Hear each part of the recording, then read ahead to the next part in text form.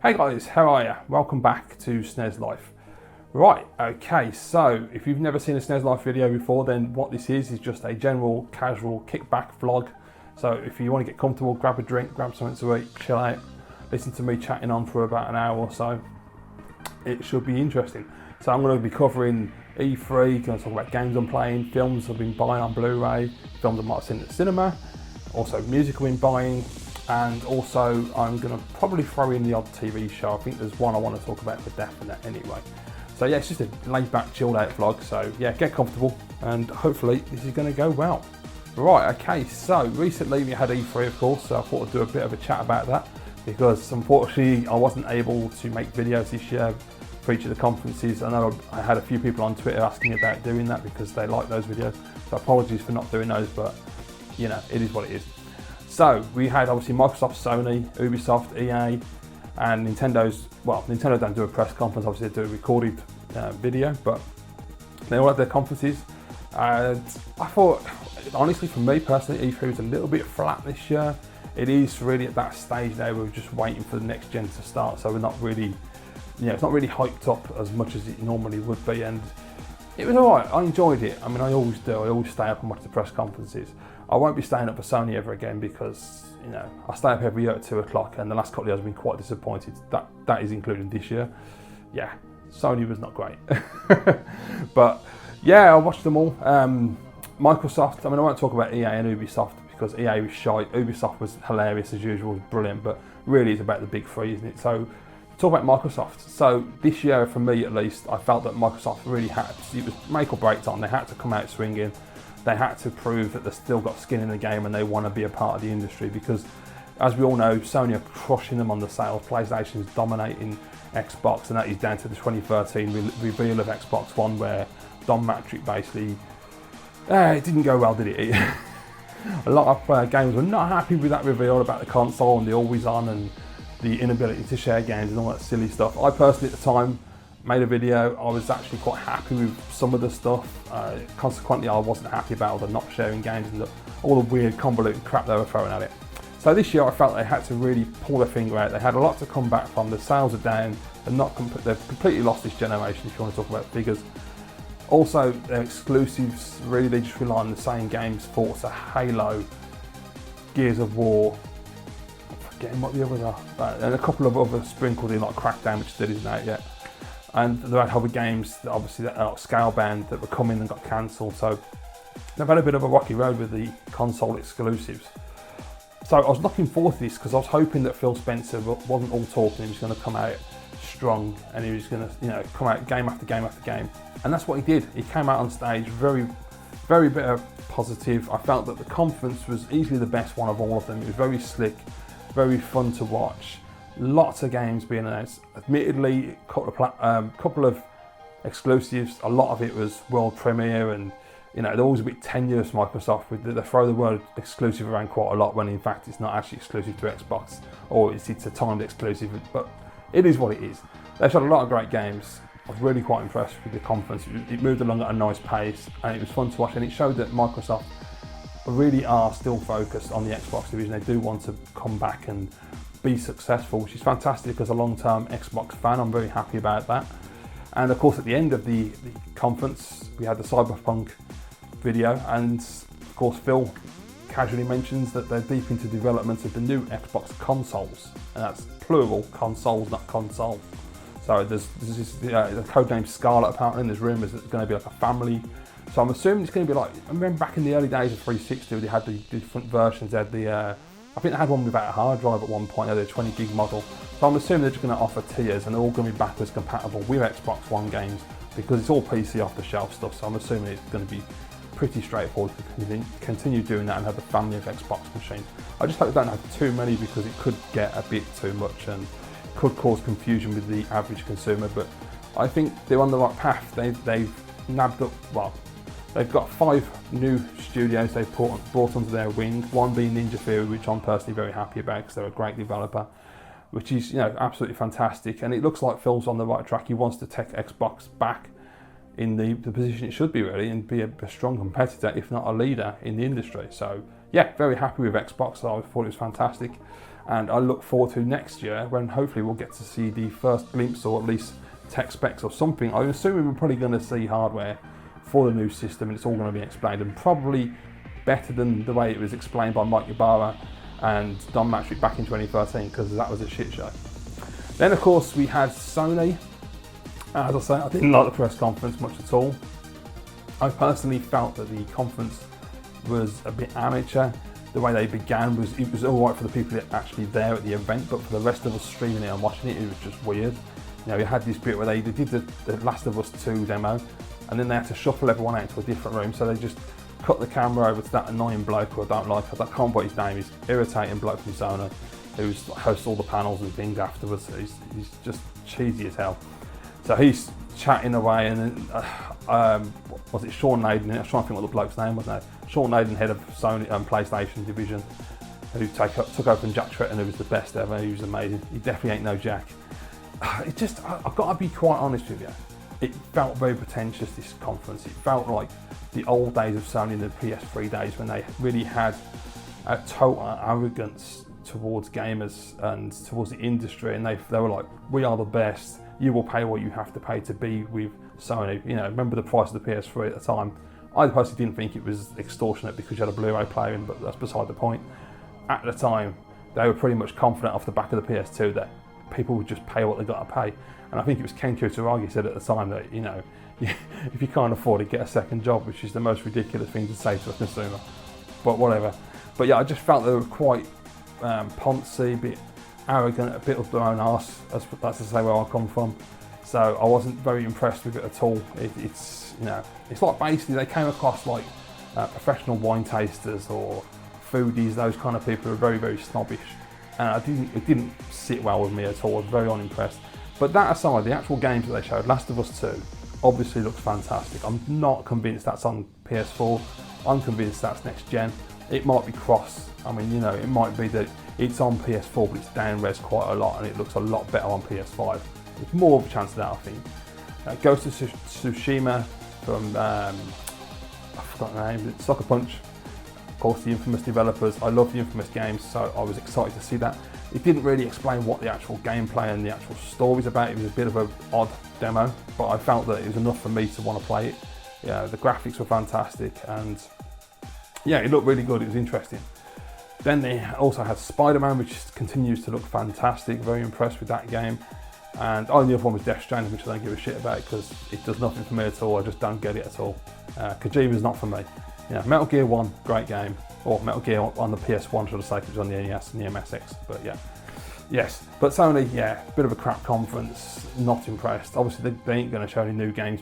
They had a couple of montage bits, but realistically, I mean, they need to get these games out. I mean, typical Sony, they'll announce a game 2 years before it's released, which annoys the crap out of me. I'd rather you just say, like, it's coming out at Christmas, or it's coming out in the next 6 months.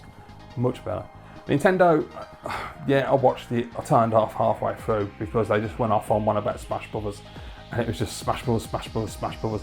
Let's go through 500 different characters and explain why they're in the game. And I was like, what is going on? And I even saw like hardcore Nintendo people on Twitter going, what is this, the Smash Brothers conference? What's going on? So yeah, I think they kind of dropped the ball a little bit there. It's a shame because the Switch is a fantastic system, and Nintendo are really on the right track with that console.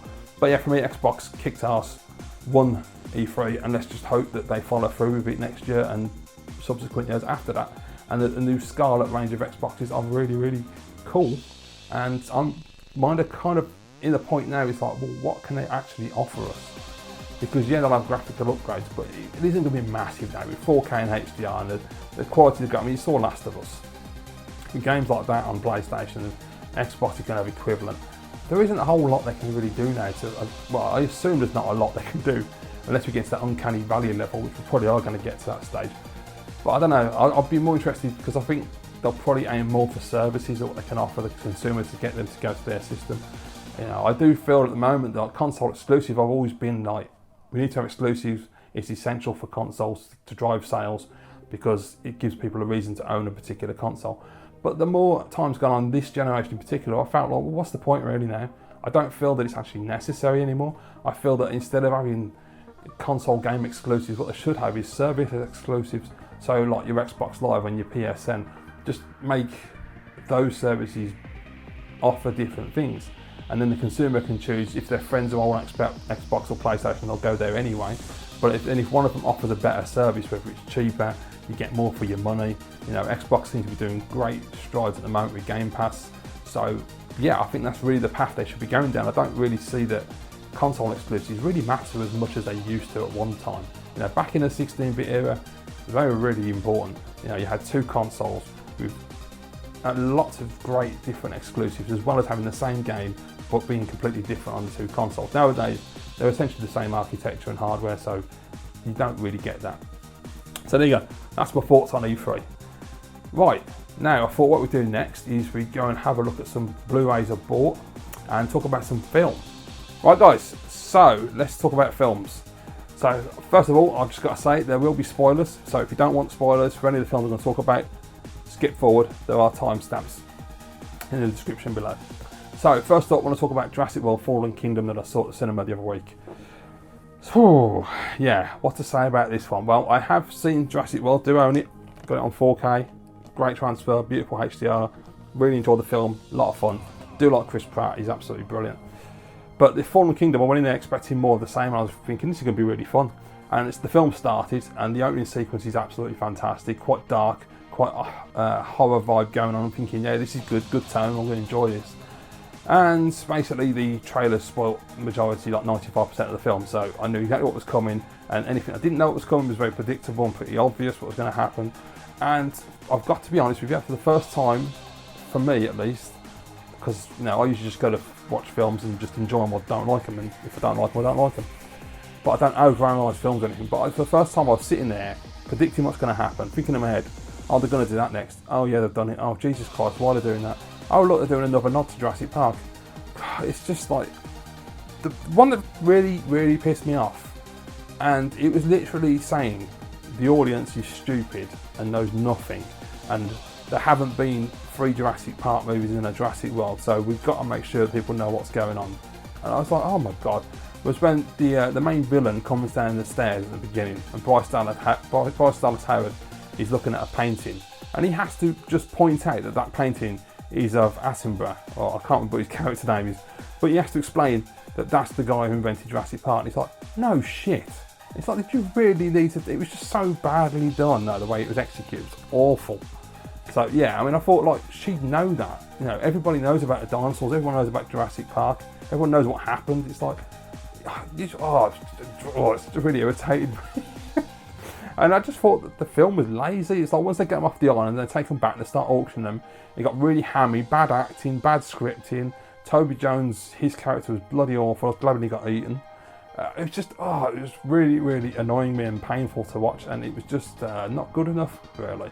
You know, the amount of money that's spent on these films, it should be better. And the last one was good, so I don't know what the hell happened with this one, but it was not good. The only real plus I can say for the film was when I was watching it, I was thinking, I'm sure that ain't CG, I'm sure there's a lot of animatronics, and I thought, well, they're not going to invest the money to do that. Turns out they did. So like there's parts with Blue the Raptor, that's a proper raptor that they built. There's a bit of the T-Rex in the back of the truck, they built the T-Rex. So it's really weird, you can definitely tell the difference when an actor is interacting with an actual physical animatronic as opposed to trying to interact with a ball on a stick, you know. But yes, did not like Jurassic World Fallen Kingdom much at all. I thought it was pretty crap, to be honest. Very disappointing. So I don't think I'll go into the third one. We'll wait and see. I probably will actually, but I wouldn't go out of my way to see it. You know, it'd be more of a I'll catch it on Netflix. Although it probably wouldn't be on Netflix because Netflix UK shit and they don't put quality films on. But that's another story.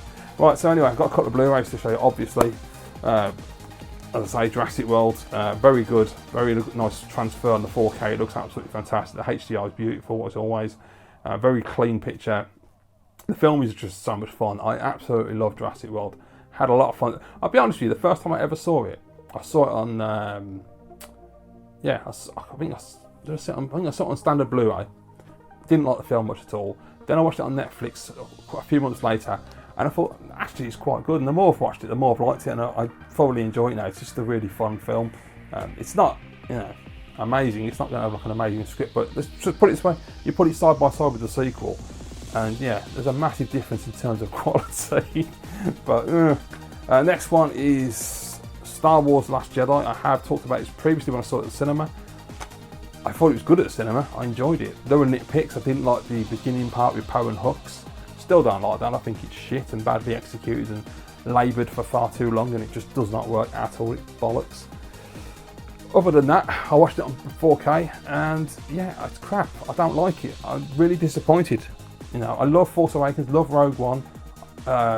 It's just, it just doesn't work. It's such a mess of a film. There's like parts that are really good, parts that are okay, and parts that are just bollocks, like the Hux part. The only two parts that I really, really enjoy when I watch this film are the casino planet, when you see that little drunk dude trying to feed coins into BB-8. I love that, it just makes me laugh. And my favourite scene of the whole film is the throne room with Snoke, when Snoke gets cut in half and Kylo and Rey start fighting everybody. Fantastic. If there's more of that, it'd be great. But I didn't like the way they handled Luke. I thought it wasn't really worth him being in the film, to be quite honest. He was hardly there, didn't really add anything to the film. The stupid shit when he's drinking that green milk, what the hell was that about? It's just, I don't know, man. It just went back to, like, to me, as someone who's a Star Trek kid, not a Star Wars guy, I didn't grow up with Star Wars. I have no attachment, no nostalgia, so I come at it from a different place than most people. But for me, it was like when I used to catch Star Wars on TV and see bits of it and never watch the full films and just see silly aliens now. It was like George Lucas days of like just throwing any old weird shit in there. I didn't like Last Jedi, and I'm not going to watch it again. It was a bit of a waste of time. And while I think about it, I will talk about Solo as well, because I was trying to think what films I've seen at the cinema. It's been a while. Yeah, Solo. I absolutely love Solo. I thought it was fantastic. It's funny because I've seen critics say that apparently it's more of a hardcore Star Wars fandom film with loads of nods, which I won't get because I don't know the films inside and out. I don't read all the comics and all the side stuff, so I don't know shit. I only know what I've seen from the films. But me personally, I sat down and watched Solo, and it was just a fun action ride from beginning to end with some incredible moments. I loved, I'm going to forget her name, Khaleesi, shit, what's her name? It's right there, it's going to come. Emilia Clarke, got it. Right, I had to go. Jason Clarke, Emilia Clarke, that's it. Anyway, yeah, so Emilia Clarke, I absolutely loved. I thought she was fantastic. I thought Eldon Ehrenreich, I think that's how you say his name, plays Han Solo, was really, really good and fun. I got to be honest, Donald Glover's Lando didn't really see the point of him in the film. It's more of the case of the fans want Lando, we'll give him Lando. But he was alright for what he did. The only thing I absolutely detested in the film was that sodding that robot, the bloody droid. That Lando's droid, man, they should have blown that droid up quick because it was really getting on my tits watching that film. Other than that, Woody Harrelson was fantastic. Blanking again on a name. Westworld, Gridlots. Nearly there. Oh, what's the bleeding name? Everybody screaming at the camera now telling me what her name is. I can't think what her name is. Tandy Newton, there you go. Yeah, she was brilliant. I love the whole train section. I thought that was fantastic. And as I've said, there are spoilers, so if you haven't seen Solo, I've just spoiled a little bit anyway, but this is the biggest spoiler in Solo, so if you don't want to know what it is, skip ahead. But the moment for me that I loved the most was when Darth Maul turned up. I was like, oh yes, because, you know, as I say, as a casual Star Wars guy, I love the first 3 films. The prequels was absolute trash, but the only shining light in all of those for me was Darth Maul. You know, in Phantom Menace, the scene when he gets out his ship and he's just looking out over the distance, and then the fight at the end, he's absolutely brilliant. What a great character. So I was so glad to see him come back. And I didn't know prior to watching Solo that they have actually got the idea for doing 3 films, the trilogy. Unfortunately now it looks like they're putting all the side projects to one side because Solo tanked at the box. Well, not tanked, but didn't do as well as expected at the box office and people didn't go to see it. And I don't know if that's down to silly fandom where it's like, he's not my Han Solo and all that bullshit. It's like, just watch the film and enjoy it for what it is. Stop trying to like compare it to the originals. I don't see the point of doing that. But you know, then again, if I was hardcore, maybe I'd be like that. But yeah, I thought Solo was fantastic. So it's a shame they might not get them. I hope they get the sequel. So I really want to see what they're planning to do with Darth Maul. Absolutely loved it. Absolutely loved Solo. Brilliant, brilliant film, and definitely going to buy on 4K when it comes out. Next up is a film that I've gone back and forth, whether I love it or not. And I've come to the conclusion that I do love it. It is from it's from my favourite cinematic universe that no one agrees with me on, but I don't care, the DCEU, and it is the Steelbook for Justice League, 4K Steelbook Best Buy exclusive that my good mate Alex Blue Tonic 78 got sent over for me. So thank you very much, Alex. Again, nice to thank you on camera. So happy to have them. Look at the artwork, man. Absolutely, look at Batman. Total Ben the bodybuilder, athletic badass. So cool. Yeah, I'm a bit chuffed with this film. So yeah, I've watched it. Oh my God, what, 6 times now? I watched it the other night actually. I watched it twice at the cinema and 4 times since I've owned the Blu-ray. And I forgot to turn the sodding thing off on my phone. Oh well. Anyway, yeah. So Justice League is, I'm going to be honest, not the great film that it should be. We all reckon that the Snyder Cut would probably have been better, and it probably would have been, because it would have kept in line with BVS, Man of Steel, the whole dark theme that I love.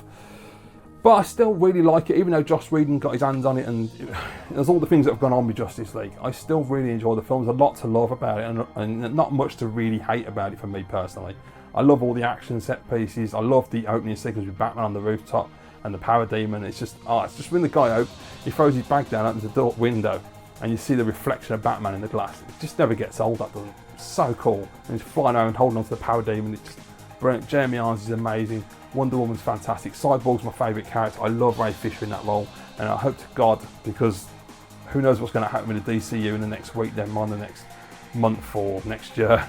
But I'm hoping to God they do eventually do a Cyborg film with Ray Fisher, depending on which direction they're going to take the DCEU at the moment, because I think it's all dependent at the moment on the success or failure of Aquaman as to whether they stick with this particular universe, because there are a lot of films going on. There's the 2 Joker movies, one with Jared Leto, one without Jared Leto, which has got Joaquin Phoenix, which is separate from the DCEU, and there's all these other films, the Harley Quinn, bloody about 3 of them I think they're trying to make.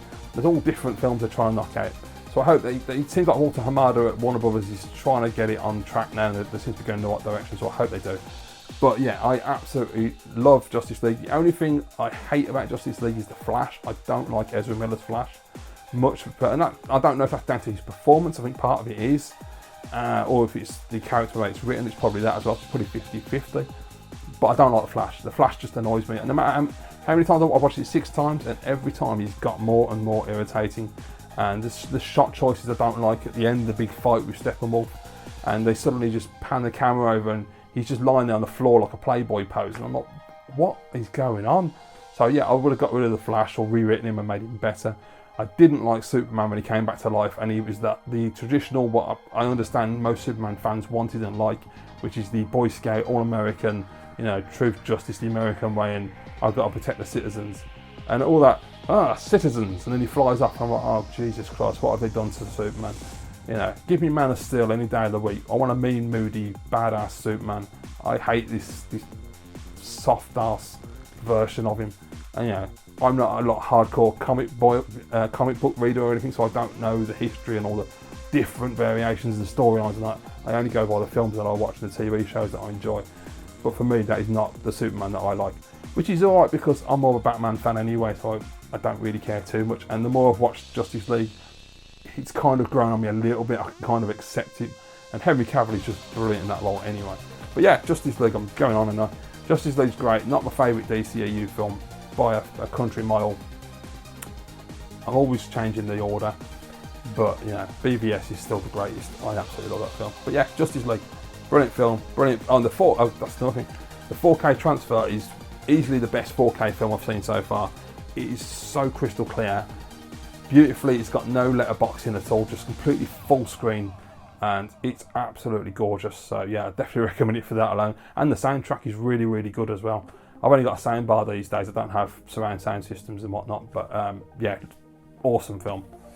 Next up, a surprise film that I saw at the beginning of the year, Jumanji: Welcome to the Jungle, and another one that looks absolutely fantastic on 4K. Very impressed with that actually. Great film. I've never seen the original Robin Williams, but I wanted to go and see this new one because it's based around a video game idea, and I thought it looked really cool. And I thoroughly enjoyed it at the cinema. I thought it was fantastic. I was real surprised, and I actually got to see it at a packed cinema as well, so everyone was having a good laugh with it. All the jokes were landing really well, and it's just a lot of fun. I've watched it a few times now, and it doesn't get old. It's really good. I think they just really wrote the characters really well, got the casting perfectly. They all bounce off each other, got great chemistry. And the film is just a shitload of fun basically. It's just one of those like Sunday afternoon films, and it's not meant in a derogatory way. It's in a positive way of, I've got nothing else to watch, what can I watch? I'm gonna watch Jumanji and have a really good time for 2 hours. And it's just a really fun family film. Absolutely awesome. Love Jumanji. And the sequel's coming, which is great. It's just been dated. And then my favourite film of 2017, The Greatest Showman. Yeah, I don't even know how many times I've watched this. I can't count. I've watched it a lot. I saw it 4 times at the cinema. So, yeah, I just kept going back to watch it because I'm absolutely in love with that film. It's just an absolute masterpiece, and yeah, it never gets old. I love the music. I love all the characters. The love story with Zendaya and Zac Efron. Hugh Jackman is just incredible. You know, Michelle Williams is fantastic. It's just everything about it is brilliant. And the coolest thing is the behind the scenes. The behind the scenes on this Blu-ray is fantastic because they do, I think it's like an hour-long documentary where they go through each song individually and explain how they came about that song, how they wrote it, put the music to it, and it's just brilliant. And there's all the stuff behind the scenes where they're doing the practice runs, so you get to see them rehearsing the songs. Yeah, if you're a fan of the Greatest Showman, if you haven't already picked it up, then highly recommend it. And the 4K again looks fantastic. So there you go, guys. That's the films I've seen at the cinema and the Blu-rays I've been picking up. So if I get any more, I will do those in a future video. From now on, I can't sing, but that's just a bit of a Hugh Jackman moment, if you know The Greatest Showman. Anyway, right. So now we're going to go and check out some music, and I'm going to go through the records I've been buying since my last vinyl pickups, which was probably last year, I think it was. It's been a while, so I've got a few records. Right guys, so here we go. Let's crack on with some music. So starting off, I've got a fair few albums to get through here, all different genres. And yeah, going on from the movies. So obviously we just talked about The Greatest Showman.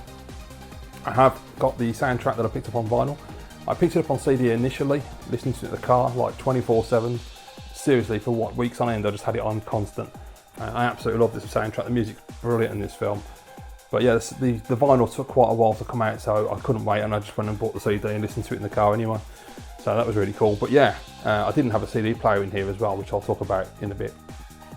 But yes, very happy. Vinyl is fantastic. Really cool things as well. It comes with a little booklet which has got some photos from the film, some scenes, and it's also got all the lyrics for the songs as well. So if you're really hardcore into Greatest Showman like I am, I would highly recommend picking up the soundtrack, but you probably already have. As you can see, big fan. Right, next one is from a band that I haven't listened to in literally years, probably the end of the 2000s, mid 2000s, and that band is Papa Roach, and this is their latest release, which doesn't seem to have a name. I think it's just a self-titled job. Interesting cover. Now, yeah, I mean, the reason I picked this up is because I listened to about 3 or 4 tracks that were suggested by YouTube. A couple of them were My Medication and None of the Above, and None of the Above in particular really caught my attention. It was like, it felt to me when I listened to the songs like old Papa Roach back in the day, like Infest era, because I felt that at the time I was really into the new metal scene and into the metal scene in general in Birmingham, and I absolutely loved Infest. Infest was such a great album. Played it to death, used to party to it and stuff. It was just a great album. Second album, can't remember what it was called, but there's a red cover with a baby in the headphones. Not so much. And then after that, I just sort of dipped in and out now and again.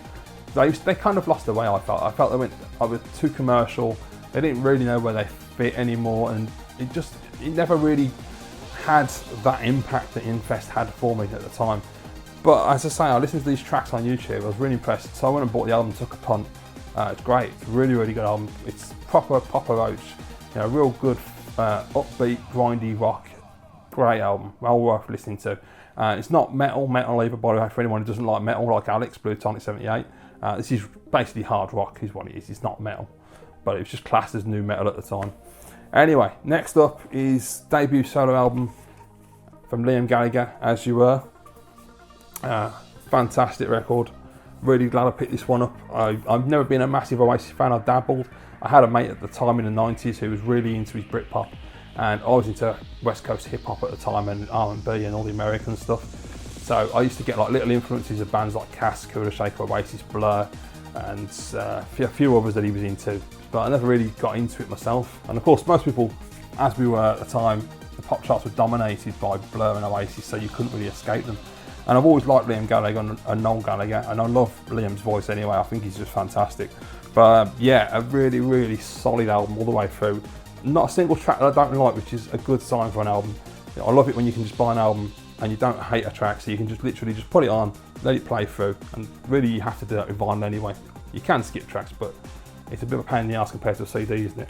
But yeah, I mean, you know, from Wall of Glass to Greedy Soul to For What It's Worth, which is just an absolutely anthemic, throw your lighters in the air kind of track. I love that song. Paper Crowns, fantastic. My favourite track is on side 2, which is Chinatown, which is just absolutely superb. His voice sounds so good. I mean, I know people have criticised the lyrics, but who gives a shit? You know, I mean, it's not that important, is it? It's like the melody and the music and his voice and the swagger, and it all just works, and it's just a great, great album. I can't wait for his second album, and I hope he continues this quality. Next up is an album I found. I was so chuffed. Basically, probably about a month or so ago now, I was going through my CDs, and some psychotic birds. Can you hear that? Jesus Christ. Anyway, I was going through my CDs, and I got a lot of pirate shit from back in the day, not the early 2000s when Kazaa was a big thing, and I used to download tracks and albums and do mixtapes and all that. So I just weeded out all the pirate albums. I used to just basically pirate albums that I didn't give two shits about. Like, I just thought, oh, I like the odd song, like a Beyonce album or something, nothing important. So I dumped all the pirate stuff, and there were a couple of albums I wanted to get back unofficial, and for some reason never brought the time. One was the original Stone Sour album, which I still need to buy on vinyl because I love Stone Sour. And the other one was this album, and I didn't even know it had a vinyl release. It was only recently, I think. It was like a few months ago. But I was proper chuffed. I was going to buy the CD because I loved this band at the time. They only had one album, but my God, it was a banging album. It was so good. And it is the Murder Dolls, Beyond the Valley of the Murder Dolls. I absolutely love this. I saw them live, I think twice at the time, at the Birmingham Academy. Absolutely fantastic. I mean, it's basically like B-movie horror, piss take rock. It's fantastic. So you got songs like Slip My Wrist, Twist My Sister, Dead in Hollywood, which was one of the first ones they released, I think, if not the first song. Love at First Fright, People Hate Me, which is a great song. I love that. She Was a Teenage Zombie, Die My Bride. You got Grave Robbing USA, 1976 66, which is an absolute tune, and at the time I loved that song so much when it came out. It was fantastic. Dawn of the Dead, Let's Go to War, Dress to Depress, Kill Miss America, B-Movie Scream Queen, and Motherfucker I Don't Care, which is obviously a great track. So yeah, very angsty, very of its time, a little bit immature, but I don't give a shit because it was really fun. And they're all gothy and dreadlocked and makeup and everything. And if you don't know, Joey Jordison, the original drummer for Slipknot, was a member of this band as well. Just, yeah, love the Murder Dolls. I was so chuffed to get this vinyl. Brilliant album. Next up, we're going to go down the pop route. And this one I bought ages ago. Is there a title for this album or not? Is it self-titled? I think it's self-titled. So it's Dua Lipa. So yeah, I really like this. What was the song now? I'm going to have problems here, aren't I? New Rules, wasn't it? Of course, when New Rules came out, I thought it was really cool. So I thought I'd give her a try, and the album's really, really good, really chilled out album. That ain't gonna fit, is it? Look at that, nice. So yeah, absolutely fantastic. Pink vinyl as well, beautiful album. Great, really just really nice pop R&B album. So yeah, definitely recommend it. Great stuff. Next up, just gotta get one thing. Just bear with me. And I'm back in the room, right? Because I forgot a CD. So next up are the two albums that I've been listening to the most recently and I'm proper addicted to. So first up is the third album from Casey Musgraves, which is Golden Hour. So I've been rinsing this one. Absolutely fantastic album. That beautiful. So the song Butterflies is absolutely brilliant, and Space Cowboy is absolutely phenomenal. And then you've got Slow Burn, which is the latest track to come off this album. I love her music. I've got all three albums. She has got a Christmas album which I still need to buy, which came out like 2 years ago. Still haven't picked that up, but I will be. But yeah, I absolutely love Casey Musgraves. Basically the last 2 years I've really gotten into country music, modern country. Don't like old country, doesn't do it for me. But I love all the modern country, pop and rock music. There's so many great bands and great artists and so much music that's coming out at the moment. It's just fantastic. So definitely recommend Casey Musgraves. I'd say she can also sort of lean towards the folky area as well, like the First Aid Kit sort of stuff as well. You know, she's really chilled out and mellow, and she's just fantastic, really great singer. And then the next album, the last one, is a CD, something I don't really buy these days, but unfortunately with country music, you don't have a whole lot of choice. So the next one, as I say, is a CD. I've got 3 CDs actually to show you, and all country albums. The one I'm listening to at the moment, which is absolutely surprise of the week, fantastic album this one, and it is Kelsey Ballerini, Unapologetically. I love this album. I'm playing it to death in my car every day. I can't get enough of this album. It really surprised me. I've got her debut album on vinyl, Annoying this is not on vinyl, it's on a bloody CD, but there you go. But yeah, the first album was great, really enjoyed it. It come off the back of the one song she played at Peter Pan, which was great. Very pop, very country pop, very commercial. This album is way more personal. She's written all the songs as far as I'm aware, and this really comes from the heart and it shows. So yeah, it's just absolutely fantastic. I mean, for me personally, I like every single song on the album, all great, but the 4 best songs are tracks 9 through 12. So you've got I Hate Love Songs, which is the latest one she's put a video out for, which is absolutely brilliant. Unapologetically, which is the one that got me to buy the album, because I didn't even know she had an album out, and I saw it on YouTube, listened to it a live acoustic, and was like, definitely going to get the second album. I'd have probably bought it anyway because I like the first one, but it pushed me over the edge to buy it with that song. And then there's track 11, which is Music, which is just absolutely incredible. I'll put a link down below for that, because in fact I'll put a link down for all these artists in the description. I'll just put a track on there if you want to check any of them out, have a listen. Really, really cool song, Music. And then Legends, which has been out for quite a while. Great album, absolutely phenomenal. Really, really like this a lot. Next up, I've got an album, debut album from Carly Pearce, which is Every Little Thing, which is the title track, which was also released. I'm getting a lot of reflection. Yes, I've milked this when I first got it. I just put it in the car, played it and played it and played it. Can't get enough of it. I think she's fantastic. She's an incredible artist. Yeah, from Hide the Wine to Every Little Thing to Everybody Gonna Talk, and there's many other great songs on this album, but I would highly recommend checking that one out as well. That's more of a proper modern country album. And then another one I picked up, which is the last one I'm going to show you, which is Kane Brown, the deluxe edition. So I really like Kane Brown. A lot of male artists I find hard to get into. There's a lot of songs that I like, but I don't know if I'd listen to full albums. Other than like Tim McGraw, who's amazing. I mean, I like a bit of Jason Aldean and a few of the other guys. I can never remember all the bleeding names. There's lots of different artists out there. I've got like mixes on YouTube that just play them constantly, which is really good. But yeah, Kane Brown is fantastic. Got such a great voice. And the one song that did it for me was Heaven, which you only get on the deluxe edition, unfortunately. You don't get it on the standard edition. Very annoying. But Heaven is just an absolute beautiful song. It's like a country R&B song, so I'll put a link down below because I think people will like that. It's a really good song. So there you go, guys. So that's all the music I've picked up. So quite a bit. As I say, it's been about a year or so, so not bad really. And every time I get new albums and things in the future, I'll put them on one of these videos and show you what I've been listening to. So hopefully let's give you something, maybe give you some new artists to listen to that you've never listened to before. As I say, check out the description down below this video. There will be links down there. I'll put a song per artist, and then my favourite track per artist. Then you can just make a decision if anything you like, and yeah, you might buy an album or so.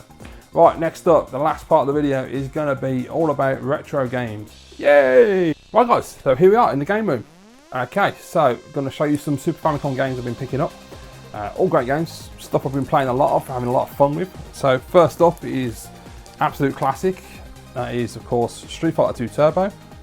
One of my favourite games of all time, one of my favourite Super Nintendo games. Yeah, not a lot we can say about Street Fighter 2 other than it's absolutely brilliant, of course. Another game I got is a fantastic scrolling beat 'em up, one of my favourites. Final Fight 2 is all in really nice shape as well, really quite happy with these.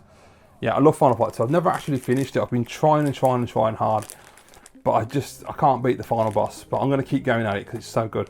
Yeah, it's a really, really fun sequel actually. It's the female Maki is the one I usually play as because she's a fantastic character. But yeah, I really enjoy number 2. I think number 3 is better, but number 2's got some really cool level design. It's got little secrets like Chun-Li in the background and Guile in the background, which is really cool. But yeah, great game. Then I got the Rival Turf trilogy, or in Japan it's called the Rushing Beat trilogy. So obviously in the West you've got Rival Turf, you've got Brawl Brothers, and you've got Peacekeepers. So in Japan we've got Rival Turf, we have Rival Turf, sorry, start that again. Rushing Beat Run, Jesus Christ, honestly. And we have the third one, which is Rushing Beat Shura, which is the Peacekeepers game, which is, I've got to say, it's probably my favourite actually. I think they go in order of quality, the Rushing Beat first one, Rival Turf, great game. Very simplistic, not really pushing it. Rushing Beat Run or Brawl Brothers is a little bit better, a bit more graphics involved, a bit more detail, more character choices. And then you've got the third one, Shura or Peacekeepers in the West, which is great. I really like that. It's got a great soundtrack. I was playing it the other night and I got really, really far into it and I was having a lot of fun with it. The boss battles are fun. The actual scroll and beat 'em up parts are really good. They throw a few things in that change it up a little bit here and there. And yeah, I had a lot of fun with it. Really, really good game. So I managed to get all 3 of those in a bundle from a UK seller as well, which is great. You know, saved me a lot of money because he basically only charged me the same price as what it would have cost me just to buy the 3rd game. So essentially I got the first 2 for free, which is absolutely brilliant. So that's those. And then we've got, let me see what we've got here. Right, so these are all 3 absolutely brilliant games. We've got 2 shooters and a scroll and beat 'em up. So we'll start with the scroll and beat 'em up, one of my favourite games. Teenage Mutant Ninja Turtles in Time. Turtles 4. I love that is, look at that, man. That label, great. I love it. Classic 80s Turtles, the way they're supposed to be drawn. Yeah, I mean, I love Turtles in Time. Again, I've never finished it. I've tried so hard. I think the furthest I've got was the F-Zero style level, which is where you meet Krang. I can't even get there at the moment. I'm still trying hard. It gets really tough, especially when you get to like the pirate level. The difficulty can get quite tough, and especially if you've used your credits up as well. You've got to really try and save your lives, but I absolutely love Turtles in Time. It's a classic. And being in the Japanese market as well, it's so much cheaper than the West. You know, trying to get a PAL copy or an American copy costs an arm and a leg these days. The Japanese one's so much better. This I got because I've always wanted to play it and I've never had a chance to, so I thought I'd give it a shot. Got this part of a bundle, and it is Raiden Densetsu. I think it's Raiden Trad in the West. I think that's what it's called. Vertical shooter. I actually really like it. I've never played a Raiden game before, so I wanted to give it a try. Being someone who really prefers horizontal shooters, I really wanted to get a horizontal, a vertical shooter and see how I get on with that. But yeah, I actually really like it. The soundtrack's really good. It took me a minute to get into it. I mean, I had to play it a few times in an afternoon in order to actually get better at it. And now I can get to, I think it was stage 8 I got to the other day. So I was doing quite well. Yeah, it's really fun. The only thing is, I mean, there's certain parts of it, it's like the kind of bullet hell thing goes on where like a ship will come down and it just sprays the screen. And I was, at first, I was like, I don't understand this. How are you supposed to survive? I don't get it. And then eventually I worked out that basically wherever you are on the screen is where the bullets will fly. So if you move yourself up the top and then let him fire and then quickly move down out the way, the bullets just continue. So there are ways of dodging, but yeah, it's a really, really fun game. The soundtrack is really good on the SNES. Sounds like a SNES soundtrack. The Atari Jaguar version that I've watched gameplay of, man, it sounds like an Amiga game. The soundtrack is incredible. It sounds so much better than the SNES version. But unfortunately on the Jag version, there's a scoreboard down the right hand side of the screen, whereas the SNES has just got it at the top of the screen, old school shooter style, so you just get a full screen experience. I love Raiden, very, very cool. I'm going to still continue to try and beat that game. Very good. This one is rock solid. One of my favourite SNES games, but Jesus Christ, I've forgotten how hard it is. Area 88 or UN Squadron. This is a horizontal shooter which will kick the shit out. Yeah, it's insanely difficult. I can't get very far in this game at all. I've actually got worse over the years by the look of it, because I played it the other day and my ability is just not there anymore. I'm just not very good at it.